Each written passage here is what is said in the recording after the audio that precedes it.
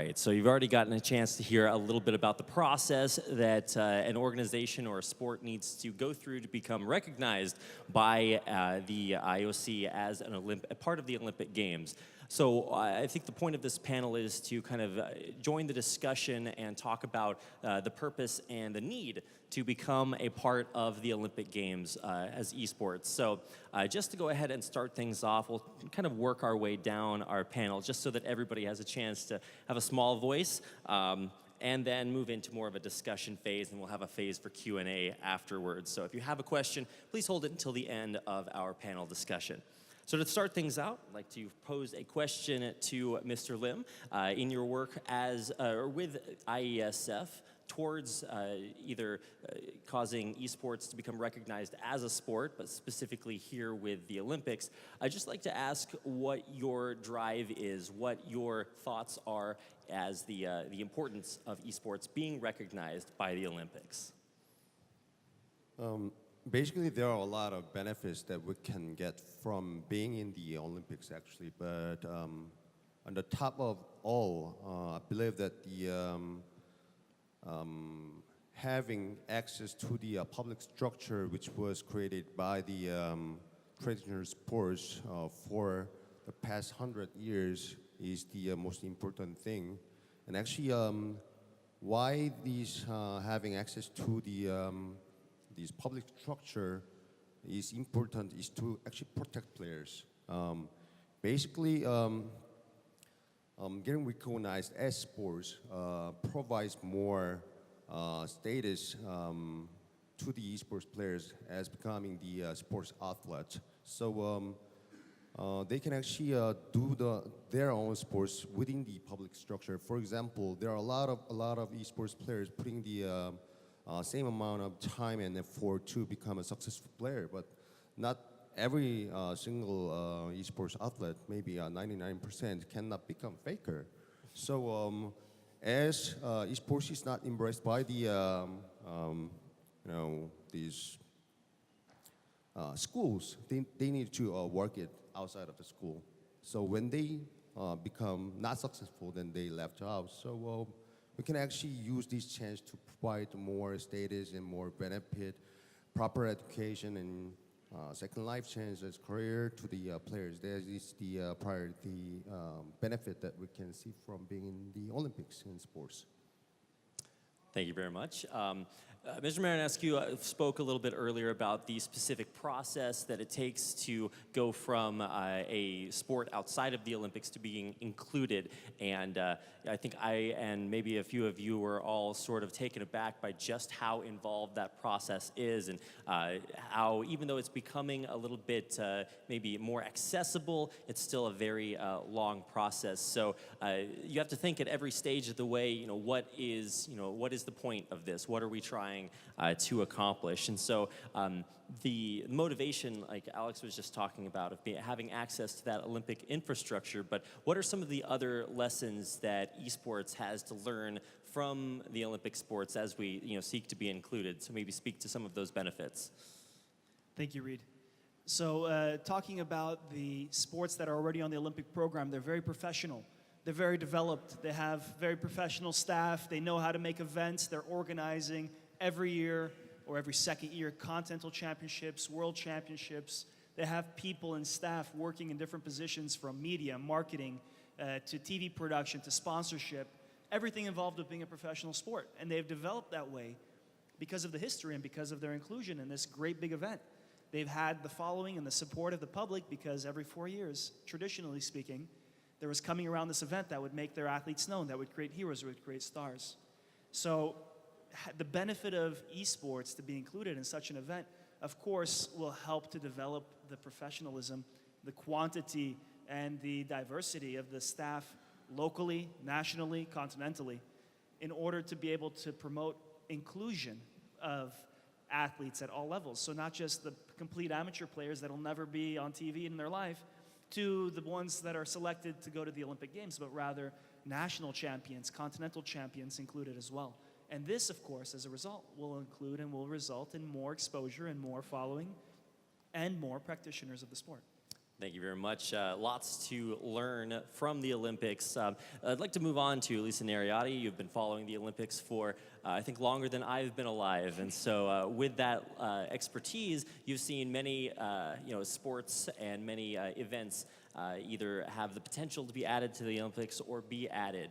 So given that perspective, what is it that you see now for esports as it attempts to be added to the Olympics that you've seen before from other examples? Well, I remember when snowboarding was first introduced as a possible Olympic sports, and the challenge of the snowboarders not wanting to participate and not wanting to follow the rules and regulations and the protocols associated with the Olympic Games. And, you know, over time now you look at snowboarding, it's one of the most popular winter sports in the Winter Games. And what's beneficial with the esports is I think esports athletes are interested in being in the Olympic Games, so you don't have that barrier. And it's a win-win situation for both the Olympic Games and the esports constituents, because for the Olympic Games, they get access to unaware and uninterested younger demographics. And on the esports side, you have a platform to educate in the mainstream what is esports and who are these gamers, because oftentimes there's kind of a negative connotation of gaming. And I think, you know, if you compare esport athletes with traditional athletes, they both have the same drive and passion, and they also want fair play and sportsmanship. And I just witnessed at this national world championship, they shake hands just like they do in all the other sports, right? So if you think about pursuing excellence, everybody wants to see an excellent performer, an excellent athlete, and an excellent gamer. So that's the way I think it fits well with the Olympic movement, non-discrimination, sports for all, and this is just another sport. Moving on forward to Aki, I'd like to ask you a little bit more about your specific role as representative director of the Japanese Esports Association. Japan is going to very soon be the focal point of the Olympics, and as a country that has been involved in competitive games in the past, but only recently starting to embrace esports, where do you see esports inclusion in the Olympics as not only someone from Japan, but someone associated with both the esports aspect as well as relating it to the Olympics? So, first of all, you know, for economic-wise, Japan is one of the leading country, right? Mm-hmm. But in the fact, for the esports situation in Japan is still development stage. But what is happening right now in Japan is it's unique thing. But for IP holder and esports organization will be incorporated and will be merged into the one single esports organization, which will bring the so much on the benefit that for the recently for the mention about IP holders corporation is so crucial to become esports to be to the Olympic Games, right? Mm-hmm. So I think so much for the duty and the mission to be on for the Japanese side, and in the fact for the everyone in for the audience today, nearly for 30 audience the guests came from Japan, including key IP holders.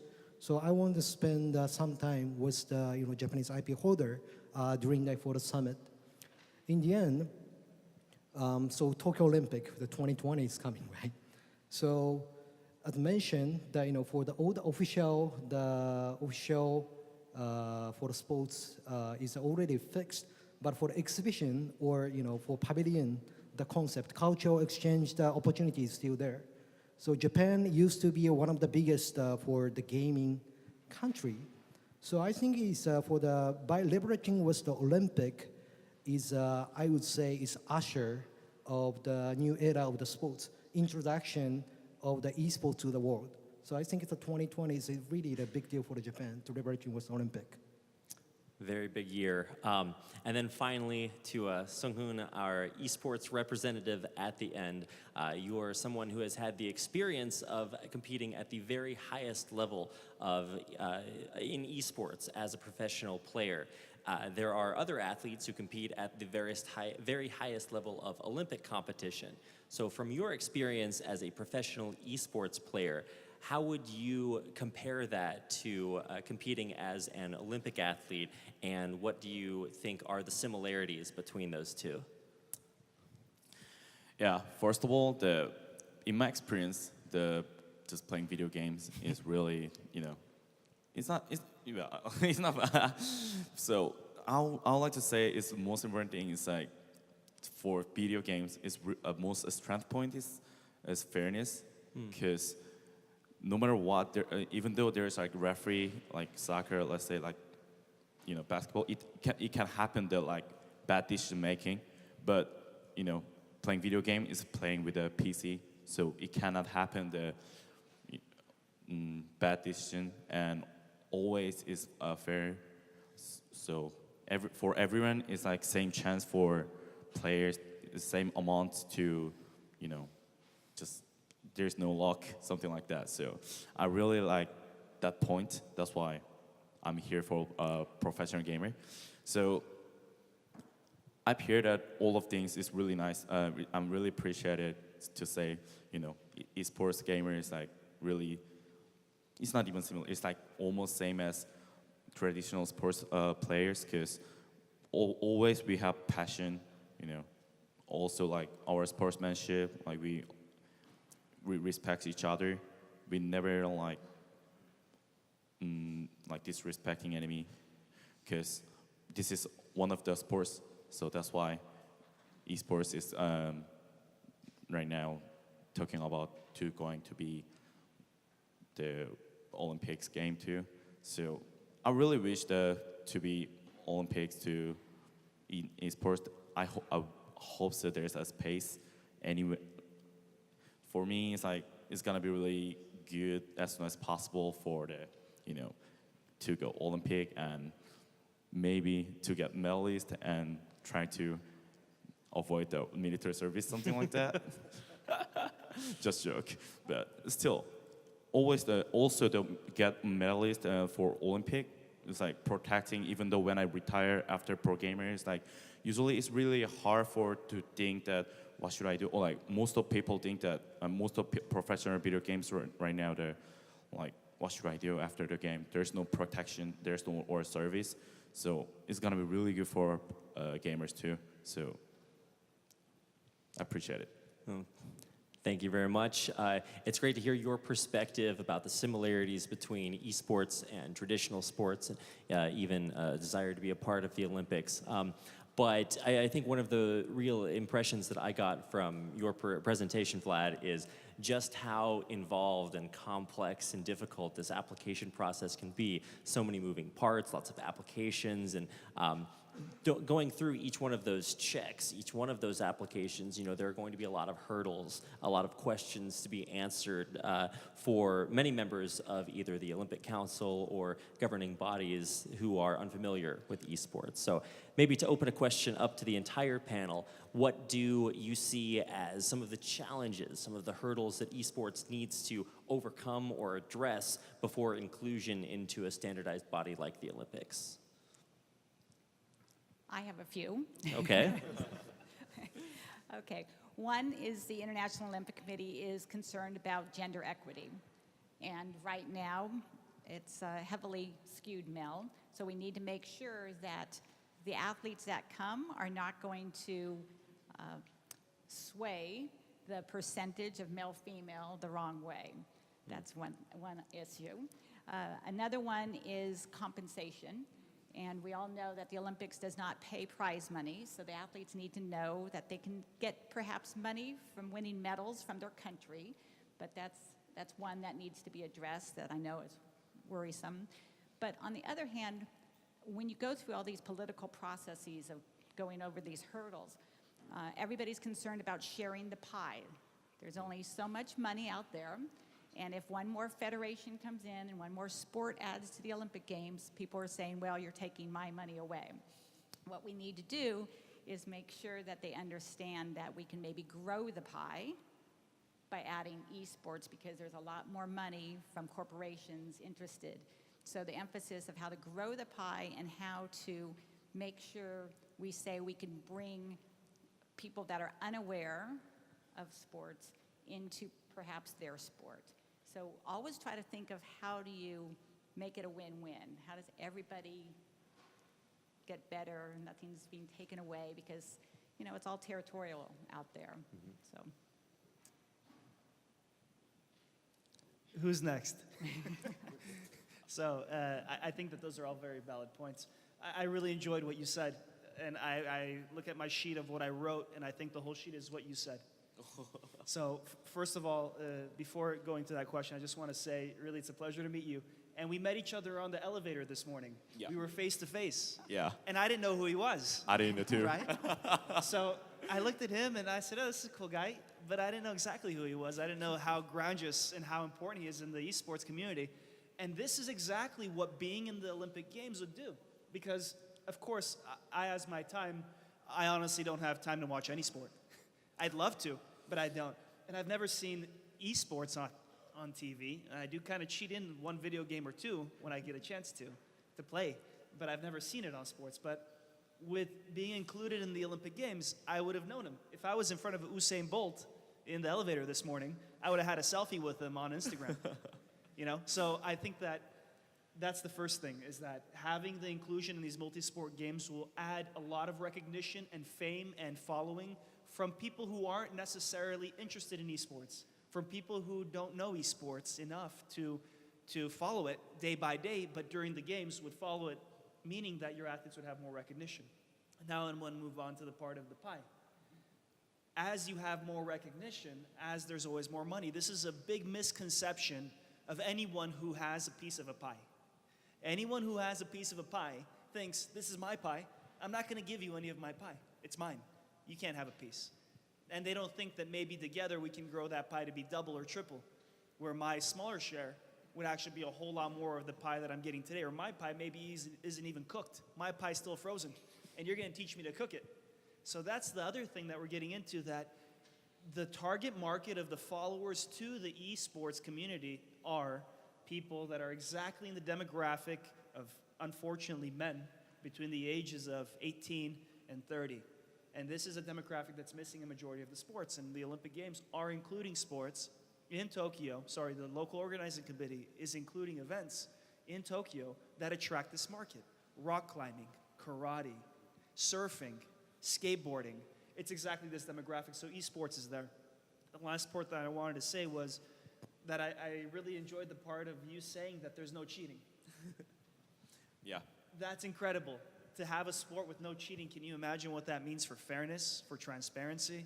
This is immediately eliminating a lot of the dirtiness that exists in sport. The second part is the gender equality. Since we're not playing a physical game, there's no reason. I know that there are many women in this world that would beat me at any electronic game that is out there. So to get women more interested into the game and to let them play is one thing that is important to do.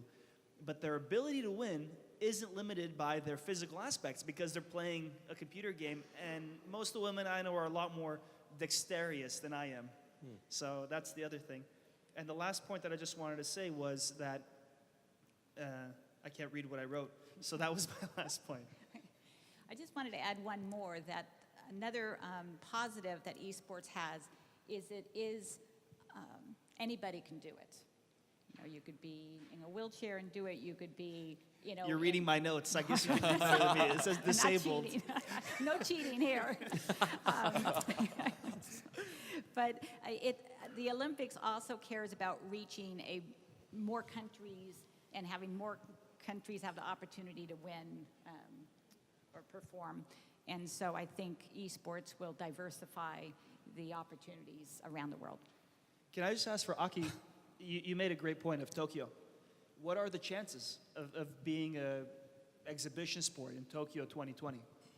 There's so many for the debate and discussion as of today. But I think for as you mentioned, like surfing or skateboarding, for the climbing, for demographic, right, is a shifting to the older generation to the young generation. We cannot, eliminate the fact. So esports is, for the right sweet spot to getting to the approach to the right audience. And there's so many beautiful IP holder exist in Japan. Why is not in for the opportunity for 2020? But also in terms of for the technology-wise, 5G networking, VR, IR, and everything can harmonize with esports or game. So even this is for a cultural exchange, the event or pavilion, or for exhibition match, for international A match thing, is a great opportunity not only for the people who love the sports, but also it will be a huge opportunity for the Japanese IP holder to make the great sales pitch outside of the world, what Japanese IP holder is capable of. So I think it's the opportunity. Absolutely. Now I have sense. Yes, Right. my boss, you can talk. All right. For the members, actually, as listening to Lisa, please nominate some more female board members for the next election. And actually, I'd like to add some more boring stuff, but maybe in the practice. I've been working with this organization for the past 7 years, starting with the man in charge with international relations. Basically, I started with the job as developing the national federations. From these past 7 years, what I see as the hurdle for esports is that from the community level, basically it is being evolved to become a national federation, but the age group of most of these esports communities is quite young. So the hurdle that they are facing when they try to grow this community to become a national federation, they do not have this knowledge or do not have experience how to deal with the all this legal work or administrative work. So that is the one of the biggest hurdle that I see from the local level. So as esports is kind of being embraced by the politics and the government policy at this moment, as it is growing really fast. Now, I think all these nations are having somehow turning points. So my recommendation proposal for our member national federation or potential national federation or esports communities, they may need to not only focusing on the age group of the audience, but other age group who can actually help them out to create the national federation dealing with the legal stuffs and administration. It's all part of the same process. So. There's many good governance documents that the International Olympic Committee has shared that if any of the national federations are seeking assistance, they can look at those, and that way you're already be in compliance with what the IOC is expecting. I'd like to hear just a couple of more thoughts from Huni at the end about your participation in esports. Now, you've been involved in esports for a very long time and have been very competitive for most of it.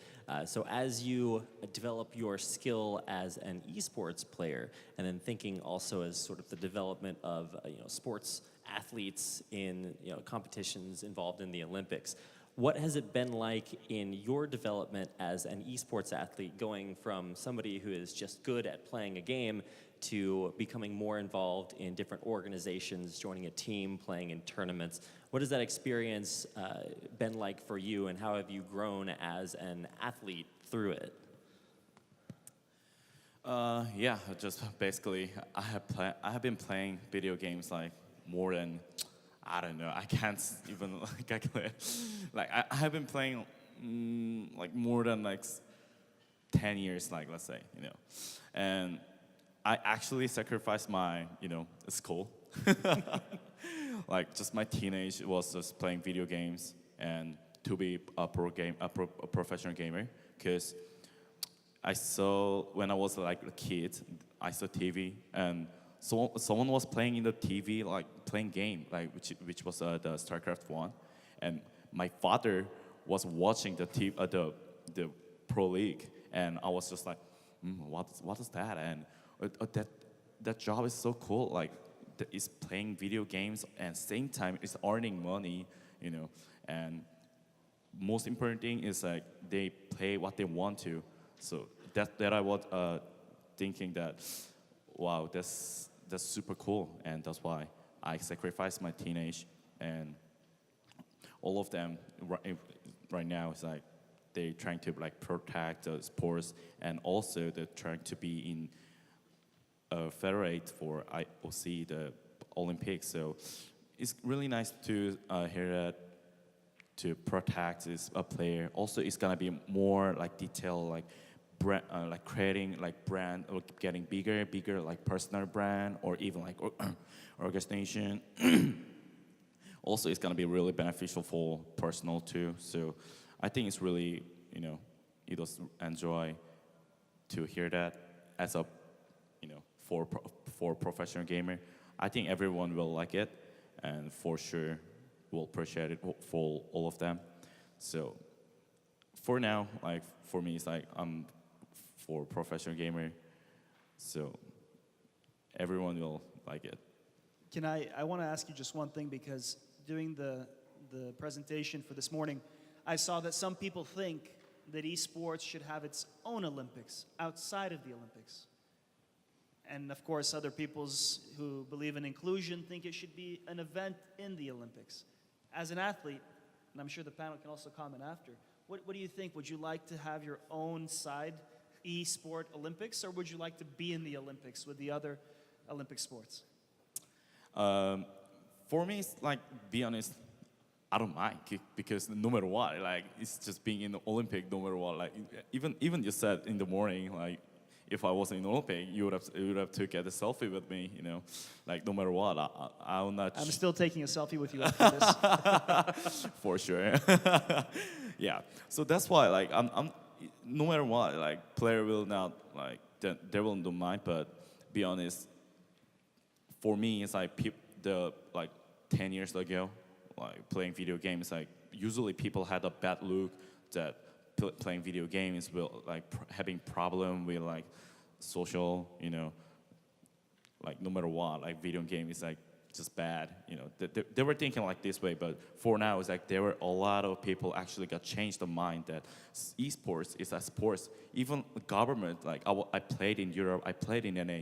My visa was a sports visa, like which was only can get like sports player that actually entered the country for sports player. That means it's like a lot of actually country also like just got changed really a lot. So from there, like I really liked it, and that's why from there bring it to the for this Olympic. For now, at least for me, I would like to just playing with other transitional sports, because I also think that esports is really similar, and also it's really same as a traditional sports, because we actually training like every day, average like 14 hours, or like when it's like biggest stage, we don't actually sleep like that much. Like we sleep like 4 hours and playing video games the rest of it. Yeah, you know, no one can imagine like this is we just play with a passion, and you know, we just want to win. That's the, I think, really similar as a traditional sports too. You know, I was shocked about that last year when I heard how hard it is to be a professional e-gamer. It's incredible. You put so much work and effort into it. It's exactly like the other traditional sports. And I like the idea that you said, you know, you'd like to be included, to socialize, because that's part of the Olympic experience. It's to be with other athletes of other sports together in one spirit of peace and unity and excellence. Yeah. And it used to be that all the athletes would be clamoring over the NBA athletes. I think if esports gets in the Olympic Village, they're all going to be chasing after the esports athletes. I think absolutely. Anytime there's a new and exciting addition to the Olympics. I think we saw this with a lot of the more extreme sports added, things like snowboarding, like you were mentioning earlier. All of a sudden there's a lot of excitement, a lot of attention, and at least from the experiences that I've heard from either former athletes, it's been very welcoming to new additions. Now, obviously, we mentioned the pieces of the pie that people and organizations are very protective of. So when it comes to adding sports esports into the Olympics, many hurdles to overcome. Now, one of the biggest hurdles is the perception of esports. And you mentioned that, Huni, about how many years ago esports was, or even just the concept of playing video games had a very negative connotation. But now, with the evidence of huge sports stadiums around the world being filled by thousands and thousands of fans, it's gaining a lot of mainstream attention, and a lot of people are changing the way that they view video games and consequently the competitive nature of video games in esports. So I just want to ask for the inclusion of esports in the Olympics, the cultural bridge that needs to be built there. What are some of the ways that esports can help to either promote itself as a cultural phenomenon and not just having a controller in your hand? Well, I'm going to say one thing that if esports does get into the Olympic Games, the language will need to be cleaned up just a bit. Okay. I think the IOC would prefer a few less cuss words in the programming. It is a family event, and so I think that would be just one thing, another hurdle that we have to deal with. But in terms of culture, I mean, it's the youth culture. It's the which they're going after, and you have your own teams, international teams outside, just like there's Real Madrid that's made up of nationalities across the world, and then those players go and play for their national team. So it's very much like FIFA World Cup and professional gaming. Mm-hmm. So that's a culture. For Furusawa-san, talking about the inclusion of esports potentially as either an exhibition or an addition to the Tokyo Olympics coming up. Japan has a reputation for, or a pre-existing culture for competition in either video games, whether it's console or PC, just that competitive nature. What do you think the cultural bridge is going to be like for the Japanese community hosting the Olympics and having that pinnacle of traditional sports? Do you think that the culture of esports within Japan, is that something that is already accepted, or is that a hard concept for the culture that exists to accept? Right. I think it's personal opinion is pretty positive, right? Mm-hmm. So gaming must be a part of the culture of Japan, but especially for console gaming, right? For Nintendo, Sony, born in Japan. For it's not a stereotype, but most of the popular esports game or scene was built in a PC game platform, right? So now one of the reasons for the Japanese IP holder interested all the ecosystem and the scheme of the esports, they wanted to build implement for the console gaming as well. So I think introducing for Japanese culture with console gaming or maybe for mobile gaming is equal with the exchanging or introducing of the culture of Japan. Like, for the Rio Olympic, for the Prime Minister of the Abe showed up with Mario, right? So it's one of the good example. Right. I think that's a great way to kind of bridge that gap and show that there is a common ground between the esports culture and either official government culture or inclusion in the Olympics. So. I have to tell you a small story of my own, of how I became to bridge that gap of the cultural differences between physical sport, traditional physical sport, and mental mind sports. So I was newly appointed as Director General of Sport Accord. I had to make the World Mind Games, and I remember arriving to the World Mind Games as a karate man who did physical sports my whole life, since I was first walking on my feet to every single day I do something physical. And arriving and meeting legends of chess and legends of droughts and Chinese chess and bridge. And at first, there was this cultural gap that, hold on, you're an athlete, and I'm an athlete. Where's our common ground? I do physical sport, and you do mental sport.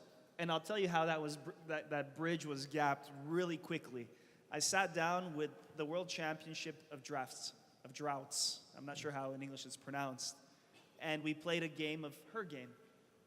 She just, of course, obliterated me because I've never played before in my life. So then I started to think, everyone told me, yeah, she played you exactly how you would play, so you would be in a 1-point difference at the end of the game. So that got me a little bit thinking, oh, maybe it's not that important to be physically strong as it is to be mentally strong. And then I arrived to the cultural event for chess with all the municipalities in Beijing had national championships, and the final was held in our venue.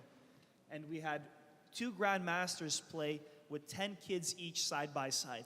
And when you see someone do that, and the difference in ability and the extent to their expertise in their field, there's nothing more to do than to respect that and to appreciate that.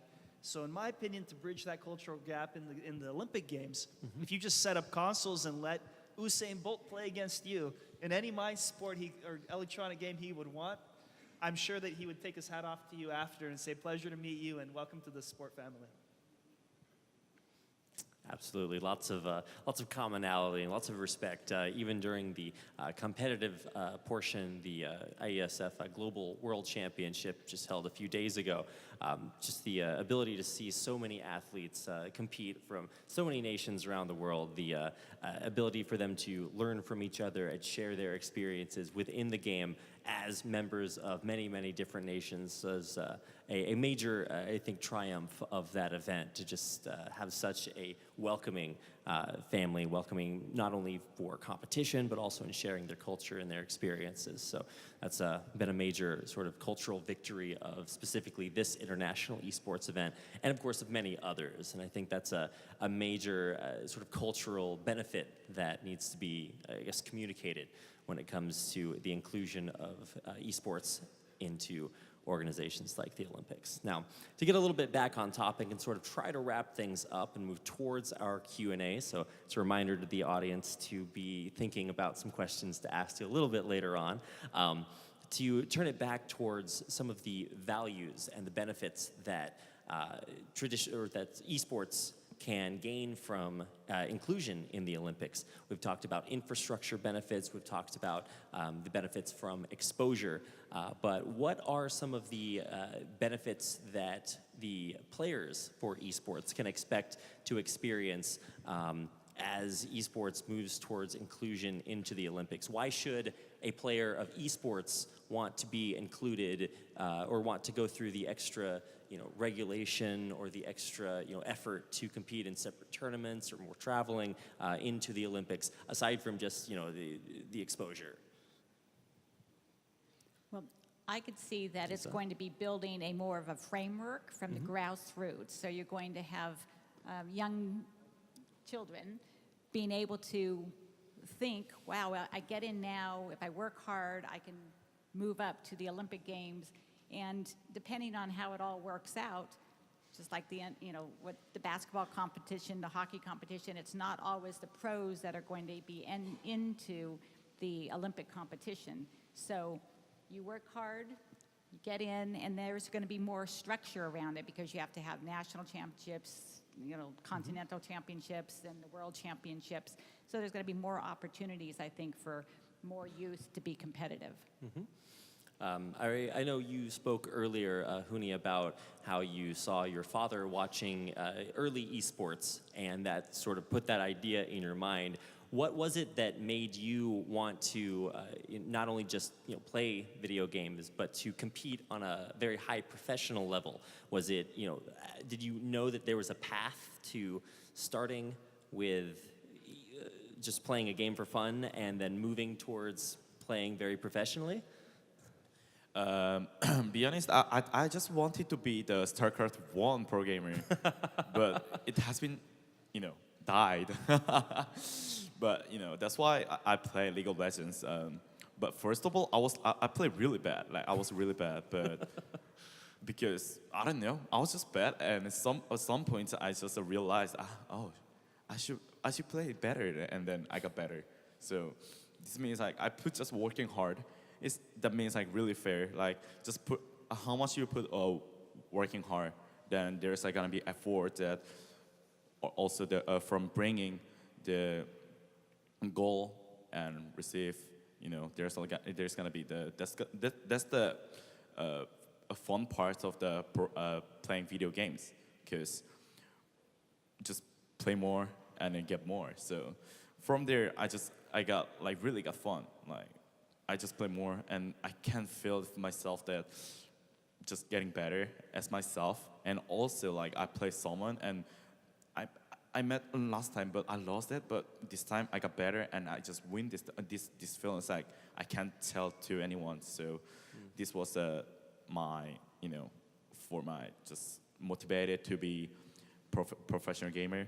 And also if there's like more opportunity, like something like that, like to the Olympic, and like a lot of the league, and just getting a world championship, like club championship, like it's more make me motivated. And as a player, as a person, just putting more work, and it's more fun just as just living life.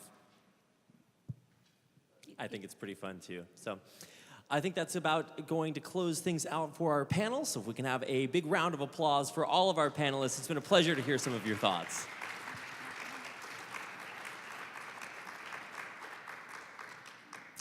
I'd like to open up the floor for some questions. So we have a couple of microphones floating around there towards the side. So if you do have a question, please raise your hand, and we will get you a microphone to ask it.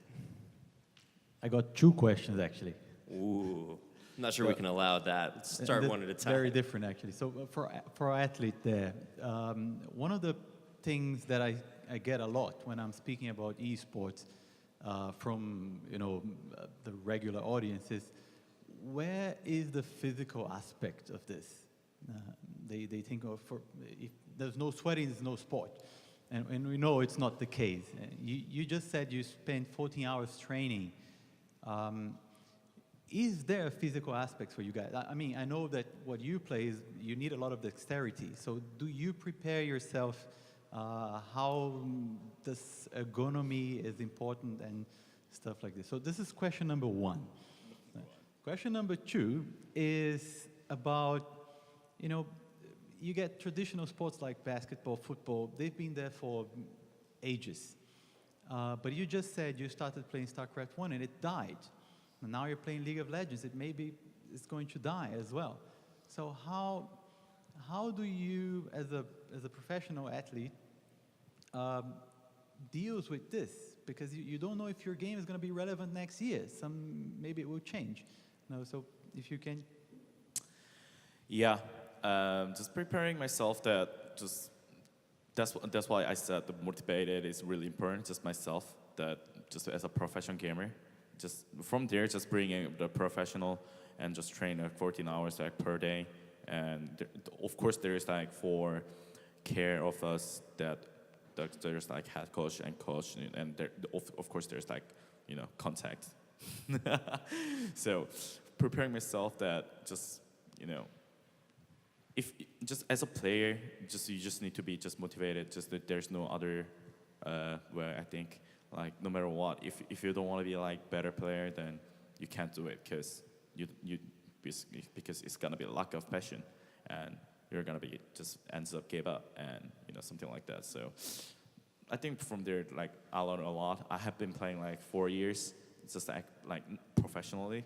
So sometimes I fail, but sometimes I success. But I would say I'm the greatest player, but still, it's not gonna be like it's not bad way. And there's more, particularly the players that to make more successful the player to be the percentage is getting like wider, a lot more players that's more just living as a professional gamer, like for fun or not, just for professional. So I think that's gonna be the preparing. And second of all, the first for me is like sometimes it's really scared because let's say I just playing game but like just game side like next day, then what should I do? Like something like this can happen, but problem is like at least for me, I play some other game, and I think if I put more work, like maybe I think I can get like highest rank. Like feels like just it can happen, but it's really getting slowly down, and then you can actually see that getting slowed down, and you can prepare next something usually. So you can prepare, but not always. But still, it's kind of risky. But I would not say it's just bad point because you can. It always got changed. So even the same game, there's like patch notes that change the inside of game and get changed. So that's the people who liked it. So I just need to follow the people who think that maybe this is better game, so I should just go better game. So I will not say bad. I'd like to try to add some input to those two very good questions, because I remember in 2013 when IeSF applied for Sport Accord membership, and I was there. This was the biggest question: where is the physical activity? Is it hard in your hours and hours? Do you do some physical activity? I'm guessing you do, or else you're gonna fall asleep in your chair. So can you imagine if, from a regulation point of view, IeSF and all the game organizers would say, before you start every round, every player has to do 10 push-ups. That's it, 10. And if I'm in good shape, and I know that I'm gonna play, imagine if I'm in bad shape and my heart's beating after 10 push-ups, how am I gonna be able to play the game? So adding a little regulation to motivate the people who are doing esports, from the celebrities and the stars saying, well, I'm so good because every day I do 1 hour of jogging, fresh air. You motivate the youth to be healthy, and you can use that as a huge tool. So to your first question, needs to be in there, very important, and the ones that can promote it are the stars and the heroes through real motivation, but then the organizations and the organizers of events through real regulation to actually do something physical before the game. And the second one, I really like the fact that games expire. I like the fact that games expire because I'm not a player who's specialized in one. I'm sorry for that. No problem. But I like it from a marketing point of view because it means that every time you come to the big event, to the games or to whatever event you're coming to, that is the most relevant game then, which means that it has the most following, which means that it will have the most viewership, and it'll have, not an outdated old game that's stuck in a program for the last 100 years. I don't want to say any names of any sports in the Olympic program today that are maybe a little bit old. But the nice part about always having the most relevant and newest game is that you're always going to have sponsorship support from IP holders who want to push their new games. And you're always going to have the viewership from the people, the community, who are playing all those games currently, because that's what's new. Thank you. I think I saw another hand or two. All right, Mr. Schobers. Yes, I actually like to answer question one. Why I'm a professional athlete as well. Huni, nice to meet you. But in another game, not League of Legends. However, I do a lot of sports. I'm a professional athlete in Trackmania and Rocket League. Those are two racing games.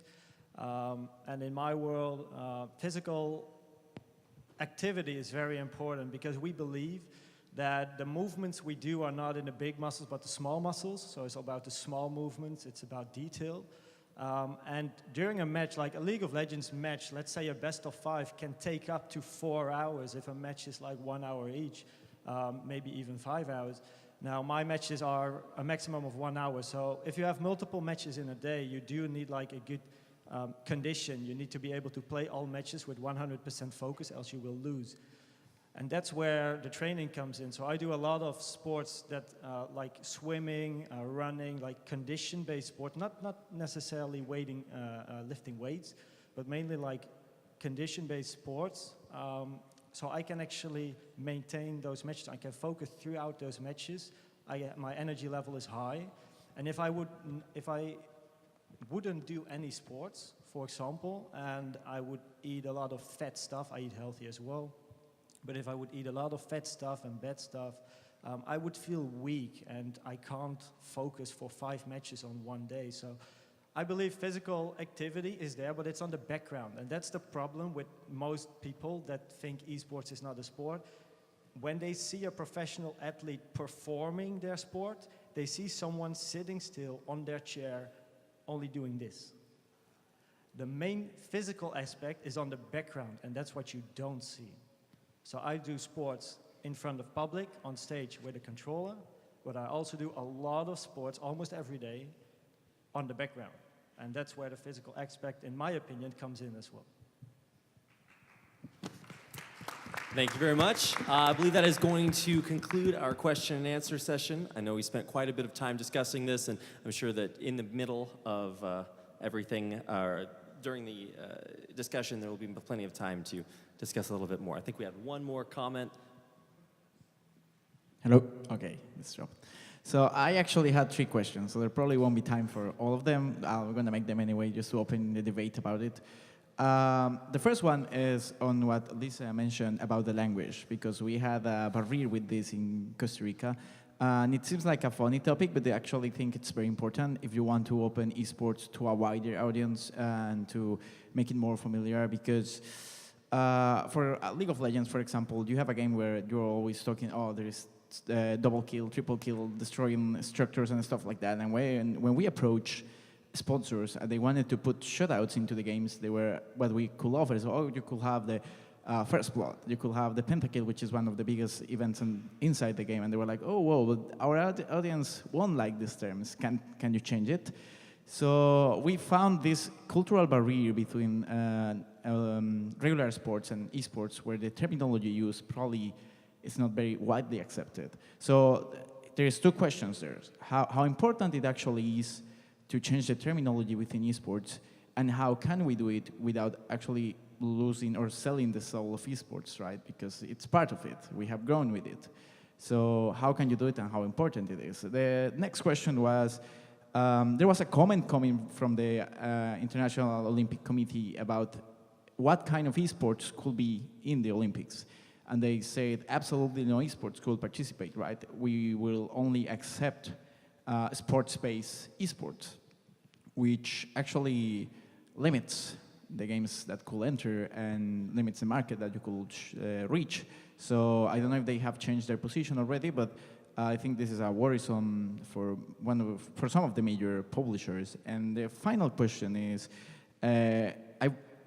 there has been a very fast-paced change on the position from the Olympic Committee towards esports. At the beginning of this year, it was esports absolutely doesn't belong in the Olympics, and right now they are really warming up to it. So I would like to get the input on why you think this is happening, on why has International Olympic Committee so changed their mind so fast about how to treat esports. Okay, so quite a few questions. Just to kind of summarize, let's start by discussing, why do you think there has been this rapid change in perspective from the Olympic Committee to move from a perspective of absolutely esports has no part in the Olympics to now lots of conversations and overall more acceptive attitude towards esports? Completely their partners. I mean, they're paying the bill, and it's an expensive bill, and they want a return on their investment. And so I think it's pushed by their partners. Some great motivation. One of the other questions was about the terminology as a hurdle to acceptance. Vlad, can you talk a little bit about that? I'd like to answer that one. Absolutely. I found myself when I first came home, and I got from a friend of mine who made a comment earlier, the recommendation play CSGO, find myself cursing and saying dirty words and all kinds of things like this. And it wasn't much different than what I heard on the soccer field with my friends, when you would cut someone's legs out from under them when they would get up and they would say some very nice curse words to you. So I think dirty words exist throughout all sport. But some sports are conditioned. And I look at my little nephew, who's 12 years old, #1 in California in tennis. And when he gets angry or he gets excited, he says words like, let's go, and, you know, words that he's been conditioned by his coaches to be his reaction to that impulse. So it's all a question of education, and it's all a question of conditioning to teach children, instead of saying the F word, to say fudge, or I don't know, Finkel, well, something else, something completely different. And if you're used to saying that word for that energetical frustration release, I'm sure that you will release it that way in public as well later on. Or, in the meantime, build them in little aquariums where the public can't hear what they're saying. Only can hear the audio from the game and what's going on in the game, while seeing them very concentrated, which lets them express themselves in whatever way they've been learned to express themselves without causing a problem for your sponsors or partners or the public. I think what you were specifically talking about are some of the in-game terminology, and that's when there's for instance, in the game of League of Legends, when the first champion kill occurs, the announcement says that this is first blood, and obviously in either nations or cultures where that's a little bit controversial, that can be a problem, and so there may be something to think about when it comes to how to change the terminology in the game to be more globally and internationally safe or acceptable. That's certainly a different conversation. There's also another aspect of, at least from my professional career doing commentary, there's a lot of strides that have been made to discuss complicated or controversial moments within the game in a way that is more acceptable. And so that's certainly something that is very noticeable and has gotten a lot of attention, and people are definitely paying attention to that. So you're certainly not alone in that regard, and I'm sure it's being developed and extended upon. So I think that is absolutely all the time that we have here. So if there's any final words from our panelists. I'll answer the sport-based games. I think we take baby steps and go with what they feel most comfortable with. So if baby step means sports-based games, let's start and get in and then grow from there. But as you see, the exhibit up in Pyeongchang will involve a sport-based game and a non-sport-based game. But you have to work with them and not against them. Absolutely. Taking baby steps to move from esports and the Olympics being separate to working together to great benefit for everyone involved. So thank you very much to everyone on the panel. Please give our panelists a big round of applause.